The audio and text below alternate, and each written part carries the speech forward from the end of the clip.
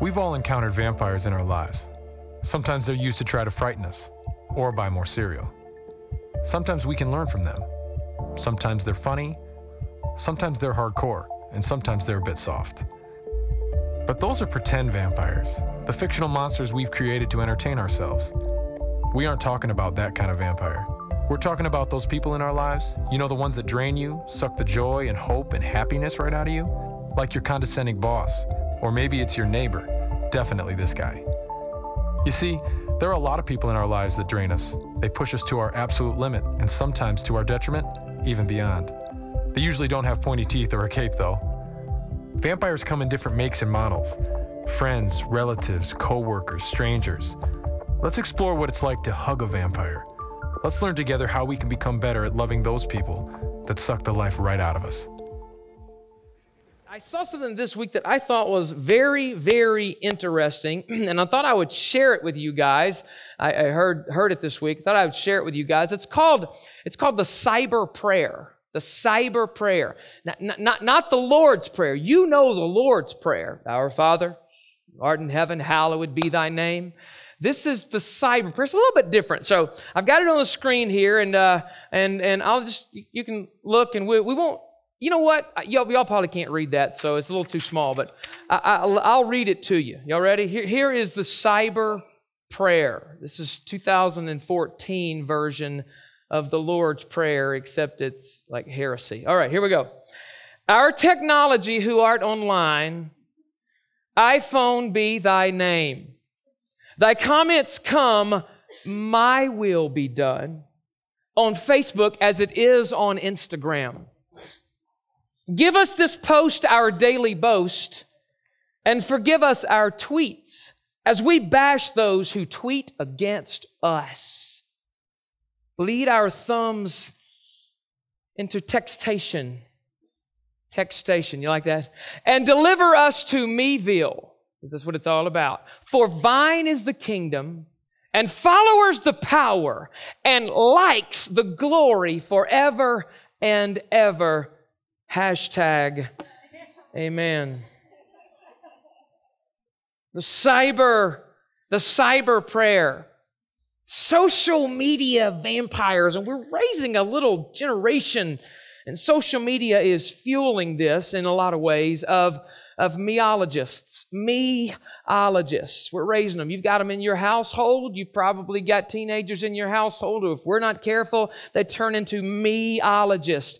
Oxford Dictionary said that last year, the number one word of the year, does anybody know what this word is? Number one word of the year according to Oxford Dictionary in 2013?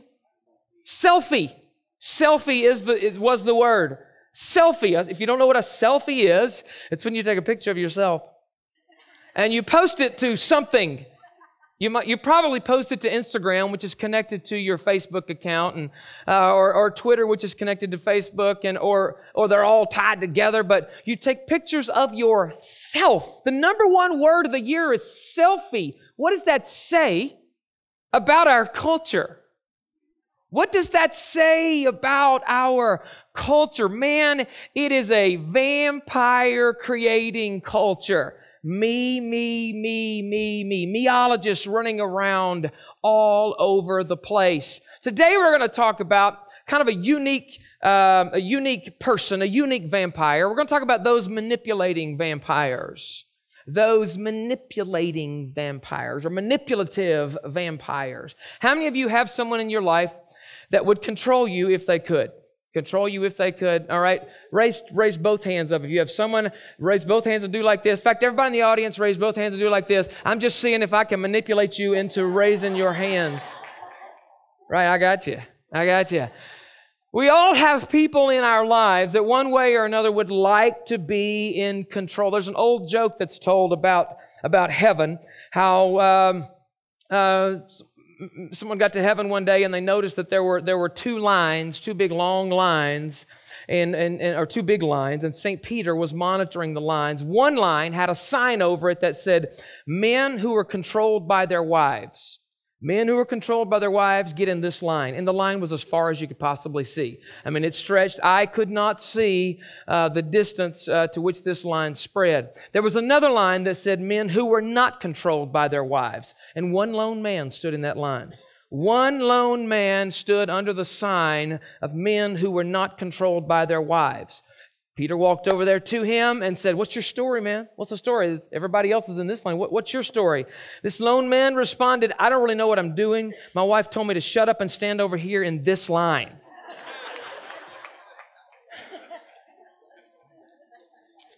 Controlling people.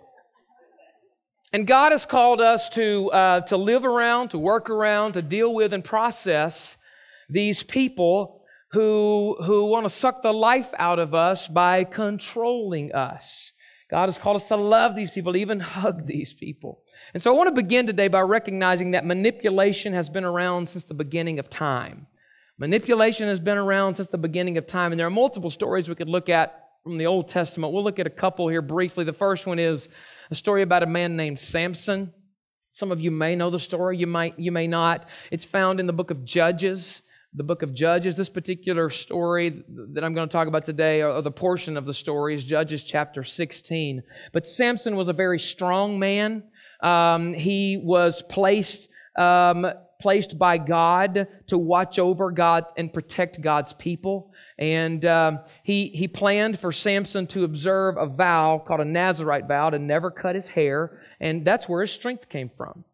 Told his parents when Samson was born, he's going to observe a Nazirite vow his entire life. He's never going to cut his hair. And as long as he doesn't put scissors or whatever to his hair, his strength will remain. And Samson grew up, protected the nation of Israel, and enter Delilah. Delilah was a bad girl. Delilah was a Philistine girl. Delilah was part of the camp that Samson was supposed to be protecting his people from. Philistines, Israelites, they were enemies. And Samson was always protecting Israel from the nation of Philistia.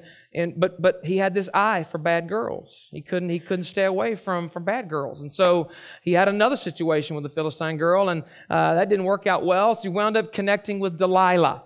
And after he made a connection with Delilah, as soon as the Philistine powers and rulers realized that Delilah was dating Samson, their arch enemy, they wanted her to try to find the source of his strength and the source of his power. And so she began to try to manipulate him to find out where his strength comes from. And he would come to her house, he would fall asleep, he would lie in her lap, and she would say, "Samson," she would sweet talk him, "Samson, where does your power come from?" And he would lie to her. And it's a very unique story. It's an amazing story, how he told her a few different things, and every time he told her where his strength came from, she would do it while he was asleep, and then wake him up and say, "Samson, Samson, the Philistines, they're here." And he would get up and he would beat him to death, and then he would go right back into her arms. And she began to say, "Samson, you don't even love me. You say you love me, and yet you're not sharing your secrets with me. You say you love me, but yet you won't do this. You won't do that. You won't tell me where your power really comes from." So she began her manipulating tactics. So Judges chapter 16 and verse 15 says this, Judges 16 and 15, Old Testament book, Old Testament story. "Then she said to him, 'How can you say I love you when you won't confide in me?'" And again, she's out to destroy him. She's manipulating him to destroy him, and yet she's saying things like, "How can you say you love me?" Guilting him, one of the forms of manipulation.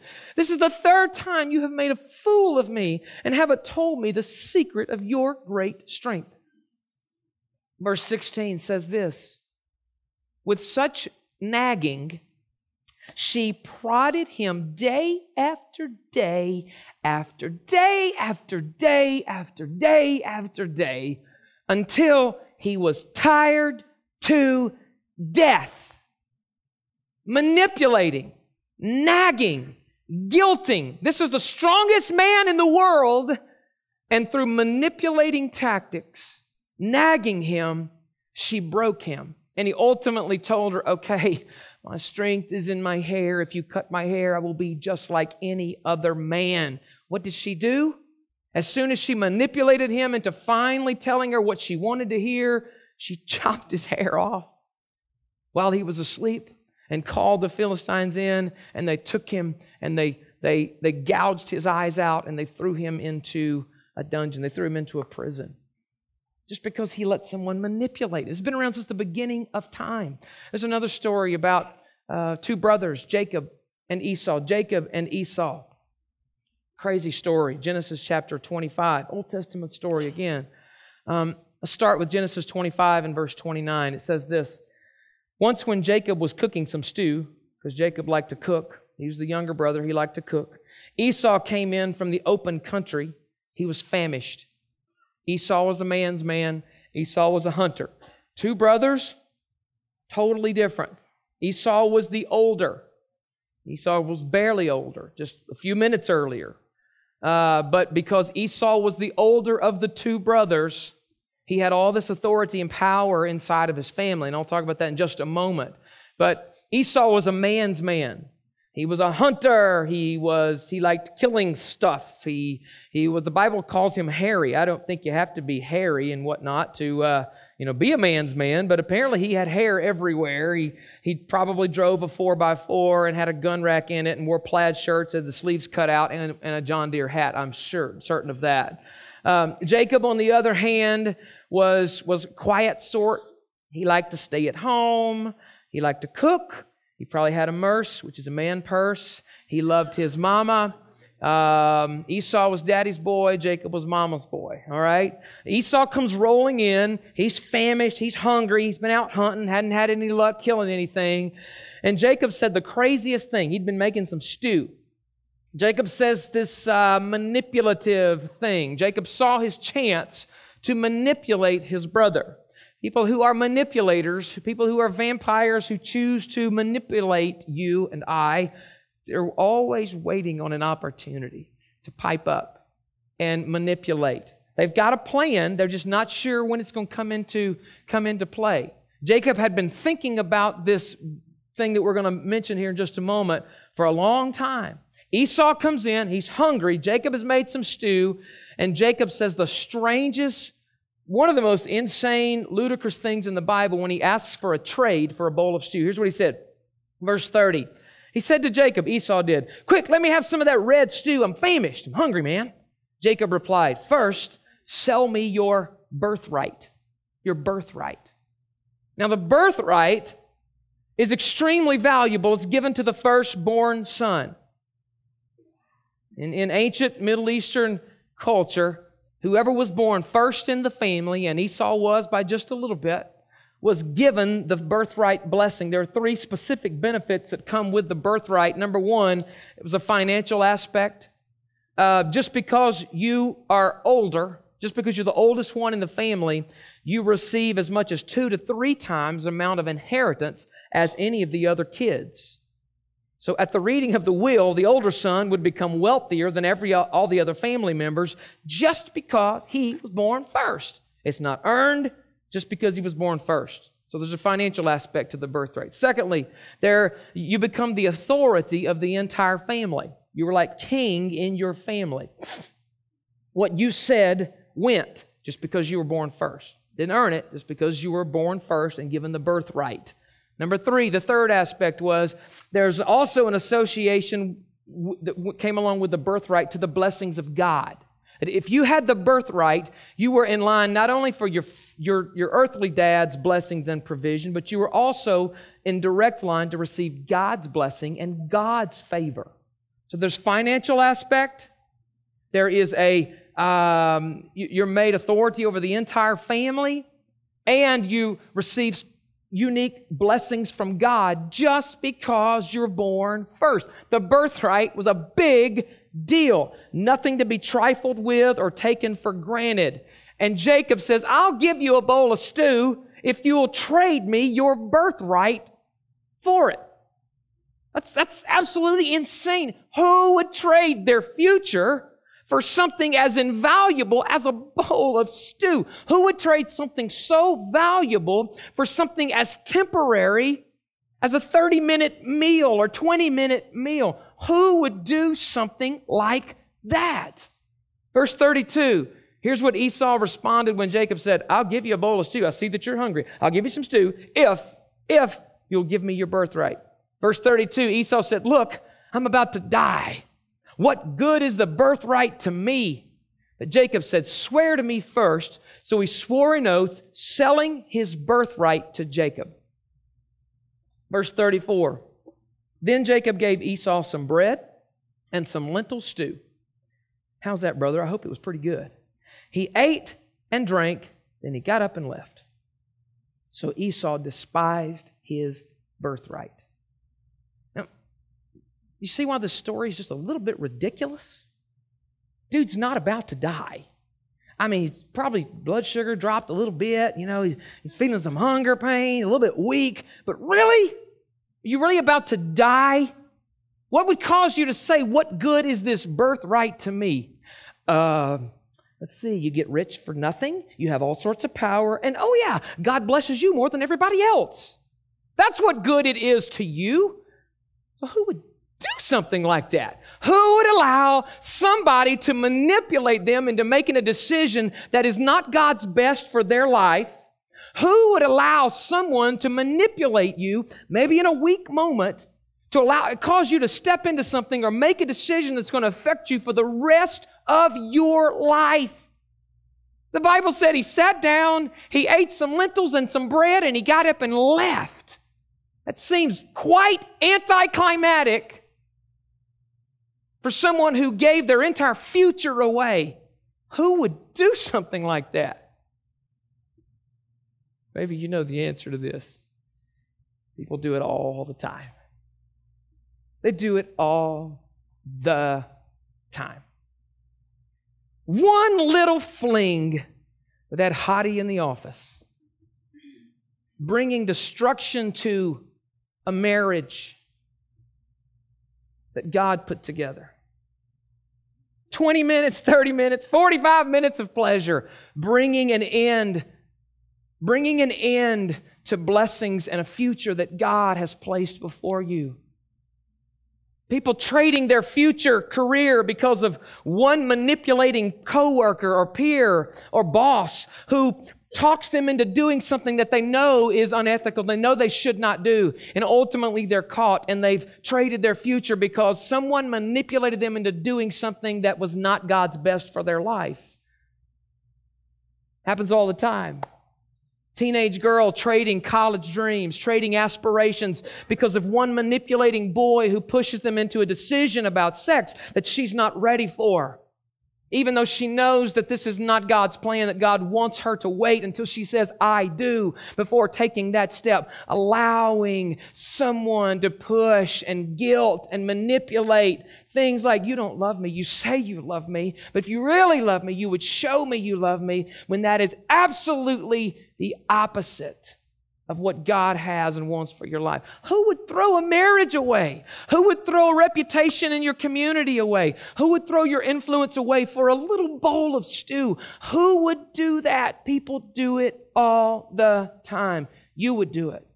I would do it. All of us would do it. Unless we make some strong decisions and learn how to process and handle people that want to manipulate us and tempt us. A few common tactics of the manipulator. Real quickly here, 3 common tactics of a manipulator. The first one is flattery. Flattery. Man, that's so, you're so beautiful. I mean, there's nobody. You're like a magazine cover. I don't even know what to say. Boss, that presentation was amazing. No one has ever made a PowerPoint presentation the way that you made that PowerPoint presentation. The way those little bullet points came up on the screen and you like pointed to it with your laser thingy. Oh my God, it was unbelievable. Boss, you work with this person. You know this person. I've worked with them before. That brown noser that's always got the right answer, whatever you want to call them, suck up, false humility to get ahead, the flattery. You did so good. You look so good. I love your hair. Are you losing weight? Are you beefing up? said of course to a man boss, not a woman boss. You don't want to ask your woman boss if she's beefing up. It's amazing. Yeah, flattery. Number two, another way people manipulate is through threats. If you do that, you're going to regret it. I'm going to hang up on you. If you do this, then I won't do that. Just fill in the blanks. If you don't do this, then I will do this. Just fill in the blanks. Threats. Flattery, threats. Third one is guilt. Another tactic of a manipulator. Guilt. After all I have done for you, I can't believe you would, whatever. After all the doors I've helped to open for you, I can't believe you wouldn't do this one thing for me. This might happen with a boss situation, an unhealthy work environment. I got you this job, and now you won't make this phone call? It's an unethical phone call. They don't want to make. They want to manipulate you into making that call. After all I've done for you. Or how about this one? How can you call yourself a Christian? Guilting people into, okay, all right. I thought we were tight, but obviously I can't depend on you. I thought you loved me. But it's quite obvious that you don't. It's okay. My life will go on. You can go on without me. It's okay. Guilting into, just like Delilah, guilting into pushing someone to make a decision that they know they don't need to make. So flattery, threats, and guilt. So let's talk about some ways to break the power of manipulation in your life. And just like last week, we're going to offer these 3 points today in the form of a prayer.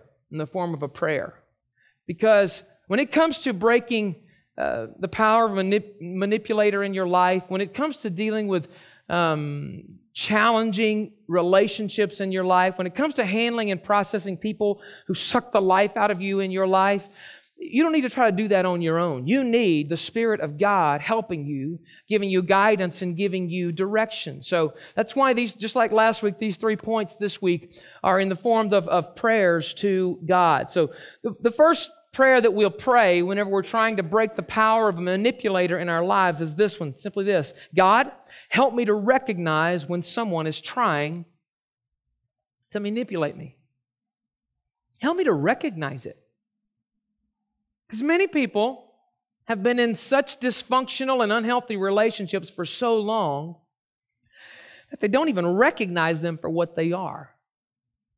They've been in this unhealthy dance for so long, they've been led, they've just followed for so long that they don't even notice it, they can't even see that someone is controlling them or manipulating them. Others play and we just play along. They lead, we follow. We're manipulated over and over and over into doing things that are not in our best interest. There's a story about Jesus in Matthew chapter 16. And Jesus was in one of his most vulnerable moments as a man. He was just about to go to Jerusalem and be arrested, and he knew everything that was going to happen, and he was not excited about it as a man. And so he's talking to his disciples about it in Matthew chapter 16 and verse 21. And this is what he says: From that time on, Jesus began to explain to his disciples that he must go to Jerusalem and suffer many things at the hands of the elders, chief priests, and teachers of the law. So he's trying to explain to the disciples some of the terrible things that are about to happen. Continues, and that he must be killed and on the third day raised to life. Verse 22, Peter took him aside and began to rebuke him. I just kind of want to stop right. Peter took Jesus aside and began to rebuke him. Peter took Jesus, God in the flesh, aside and began to rebuke him. Took him aside because that's one of the tactics of manipulators. They kind of lose their power in numbers. So they like to get you private. They like to get you one-on-one, on their own. That's whenever their manipulating is the strongest. They lose their power in groups. And so Peter pulled Jesus aside, isolates him, and begins to rebuke him, tries to kind of take control of the situation. Never, Lord, never, Lord. They're not going to take you. They're not going to kill you. This shall never happen to you. Now, here's the truth about this story. While there are in all of our lives some intentional manipulators, people who intend harm to come to your life. Maybe it's an abusive husband or a bully at school or even at the workplace. I saw this week a grown man who's in his early 30s and he was angry. I saw this through the medium of social media, of course. And he was fussing in a major way about a bully in the workplace. So it don't just happen in elementary school or middle school and high school. It happens throughout our life if we allow it. And there are some intentional manipulators who intentionally mean us harm. But in many cases, hear this, manipulators aren't intentional. It's almost accidental. They are genuinely wanting what's best with you, wanting what's best for you. Peter was not he was not against Jesus. He was for Jesus. And sometimes these are the most common manipulators in our life. People who really want what they believe is best for you. Peter didn't mean harm. He wanted his plan for Jesus' life. Sadly, though, what he assumed was best was in direct contradiction with what God's plan was. And so we have to be very prayerful in our life to keep these types of things from happening. Again, some manipulators are intentional, and you know it, it's obvious. In some cases, it's hard for us to know this person really wants what's best, but it's contradictory to what I believe God has for my life. So how do you know if you're being manipulated? If you feel guilty and it's hard to say no, if you're saying yes because of guilt, you're probably being manipulated. If you compromise your values in order to please others, you're probably being manipulated. Guy pressuring a girl or a friend pressuring you to go to a club or go to some party or whatever, or even watch a movie or something that you know you just don't feel right about. This is manipulation. Happens all the time with students and teenagers.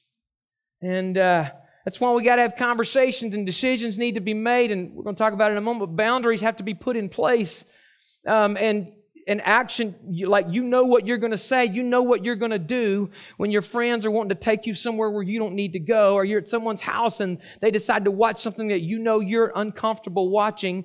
Don't be manipulated into doing something that is compromising your values. You're compromising your values.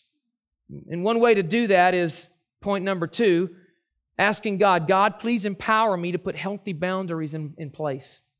Empower me to put healthy boundaries in place. Number 1, help me to know when I'm being manipulated. Number 2, empower me to put healthy boundaries in place. You know why we need spiritual empowerment to put healthy boundaries in place? Because it's hard. It's difficult. A lot of times we have to put boundaries in place with people that we love, people that we really do care about. And it's not easy. That's why you need the Spirit of God to empower you to put boundaries in place. Peter pulled Jesus aside and rebuked him and said, "No, Lord, they're not going to kill you. This is never going to happen to you." And Jesus knew in that moment, of course, that Peter was, in a positive way, trying to manipulate him to move away from God's ultimate plan, from the Father's ultimate plan for his life. This is what Jesus said to Peter, whom he loved and whom loved Jesus. Jesus turned to Peter in verse 23 and said, "Get behind me, Satan."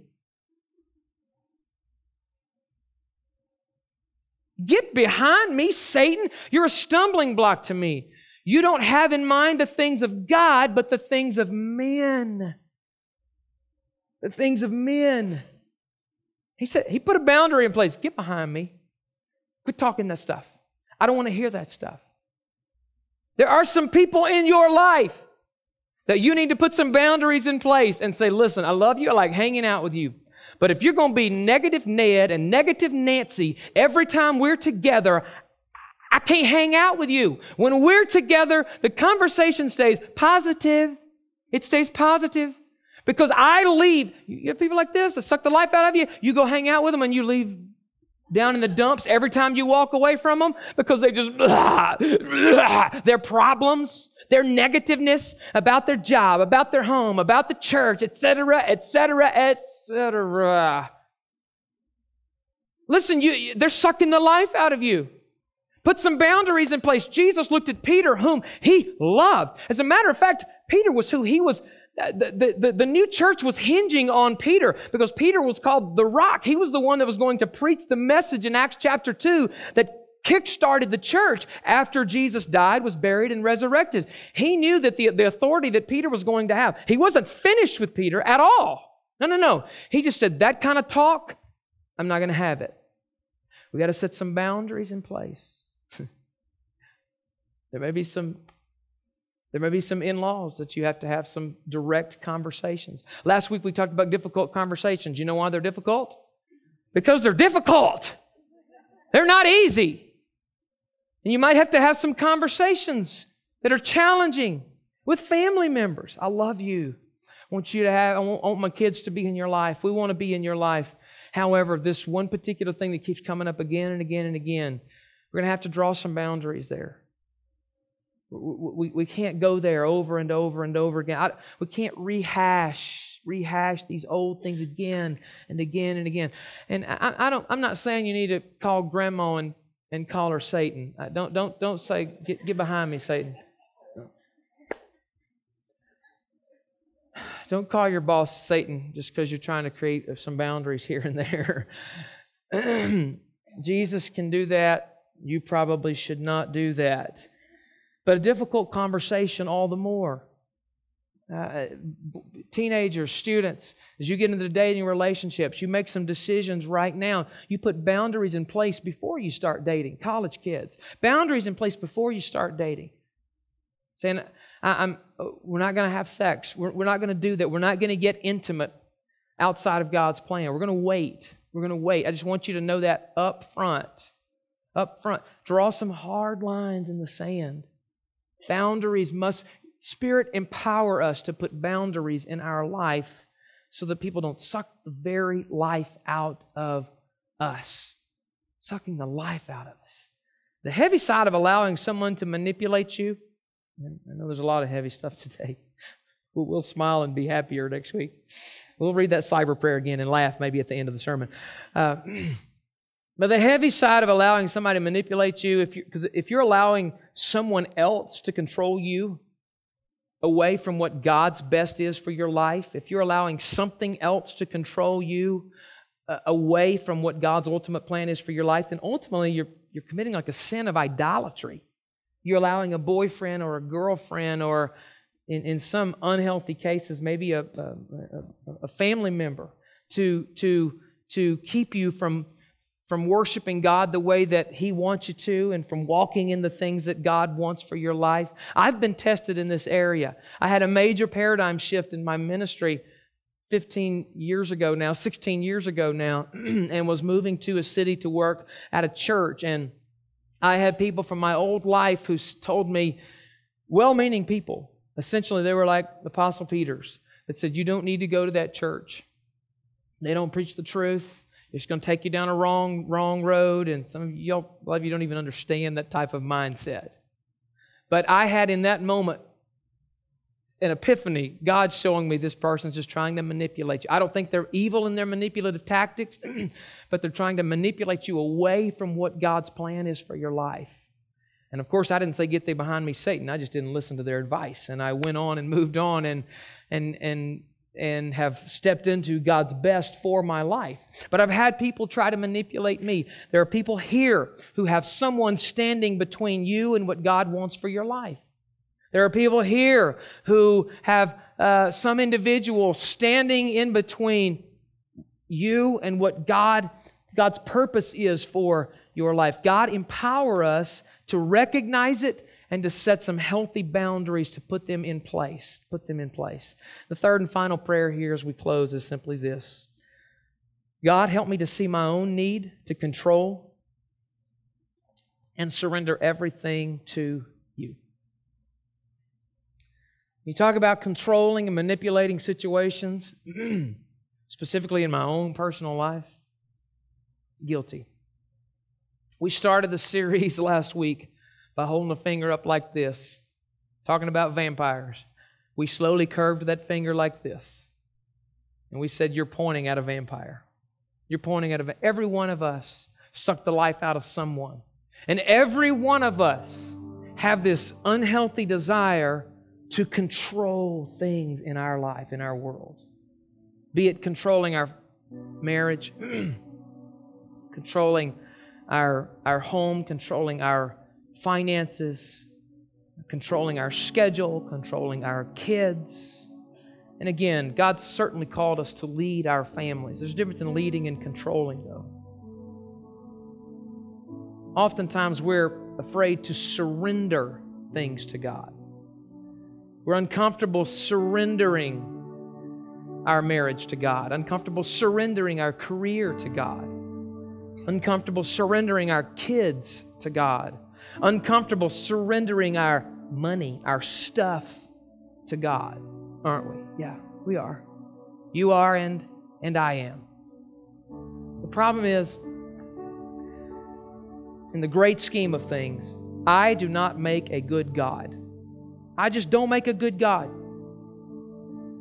So when I try to control things, it tends to go awry and get all screwed up. And I can suck the life out of my own life by trying to manipulate my wife and myself and my schedule and my time. I don't make a good God. You know why I don't make a good God? I can't see the big picture. I'm in this little box of time, and all I can see is right now. I can barely see what's going to happen in a few minutes, in an hour or so. It's all in flux. Everything is all... I cannot see. And the God that I serve, who wants me to surrender everything to Him, man, He can see next week. He can see next month. He already knows some things that I'm going to have to deal with in the summer of 2014. He already knows some things that are going to happen come Christmas time, 2014.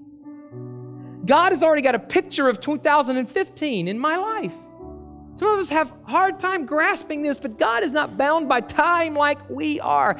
The Bible says He sees the end from the beginning.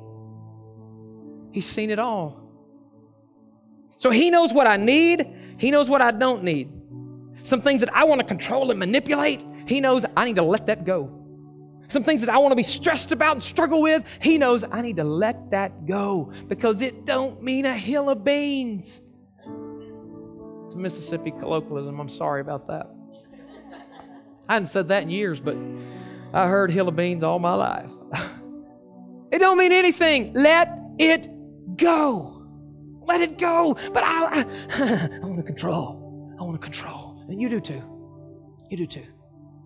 So we're going to close the service today by just praying a simple prayer of surrender. What is it that you are wanting to control yourself? What is it?